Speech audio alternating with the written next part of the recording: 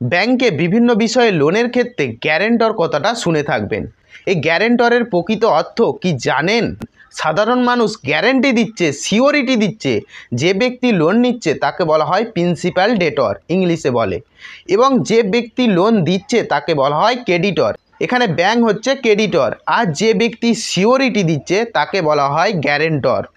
এই যে ব্যক্তি সিওরিটি দিচ্ছে, যে এই প্রিন্সিপাল ডেটর যদি না টাকা দিতে পারে, সেই ক্ষেত্রে হচ্ছে গ্যারেন্টি যে ব্যক্তি দিচ্ছে, সিওরিটি যে ব্যক্তি দিচ্ছে, সে টাকা পরিশোধ করবে। এটাই হচ্ছে তার মানে। তাহলে একজন প্রিন্সিপাল ডেটর যে লোন নিচ্ছে, সে টাকা পরিশোধ করতে পারলো না, সে 1,00,000 টাকা ব্যাংকের কাছ থেকে নিয়েছে যে কোনো কারণে, ধরুন একটা গাড়ি কিনেছে, সেই ক্ষেত্রে যে গ্যারেন্টি দিয়েছে, সাপোজ সে 20,000 টাকা পেমেন্ট করলো যে ব্যক্তি লোন নিয়েছে, বাকি যে 80,000 টাকা বাকি আছে, সেই 80,000 টাকা যে গ্যারেন্টি দিয়েছে তাকে কিন্তু পরিশোধ করতে হবে।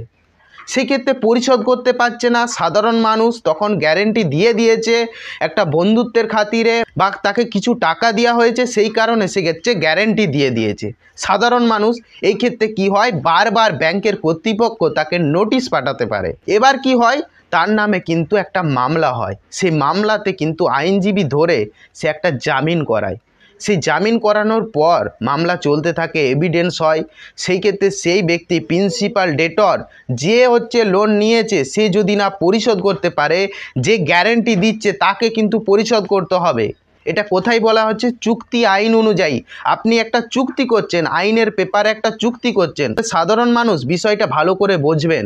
যে কোনো বিষয়ে, যে কোনো আইনের পেপারে আপনারা যখন সিগনেচার করছেন, সই দিচ্ছেন, আপনাদের ফ্রি কনসেন্ট দিচ্ছেন, আপনাদের সম্মতি দিচ্ছেন, সেই ক্ষেত্রে চুক্তি করছেন একটা, তাহলে যে কোনো বিষয়ে সই করার আগে ভাববেন, বিষয়টা জানবেন, তারপরে সিগনেচার করবেন।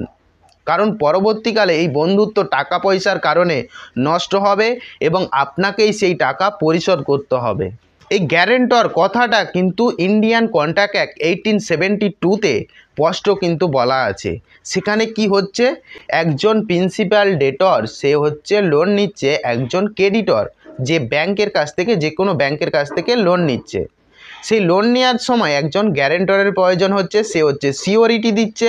সেই সিওরিটির কারণে যদি সাপোজ হচ্ছে সেই প্রিন্সিপাল ডেটর যদি ডিফল্ট হয়, টাকা যদি না দিতে পারে, সেই ক্ষেত্রে ব্যাংকের কর্তৃপক্ষ গ্যারেন্টরকে ধরে এবং সেই গ্যারেন্টরকে লিগ্যাল নোটিশ পাঠিয়ে তাদের টাকা কিন্তু পুনরুদ্ধার করে। তাই সাধারণ মানুষকে বলি, গ্যারেন্টার হওয়ার ক্ষেত্রে বিশেষ করে সাধারণ মানুষের প্রতিটি পদক্ষেপ সাবধানে নেবেন। Every step your life, please carefully. Thank you for watching my video.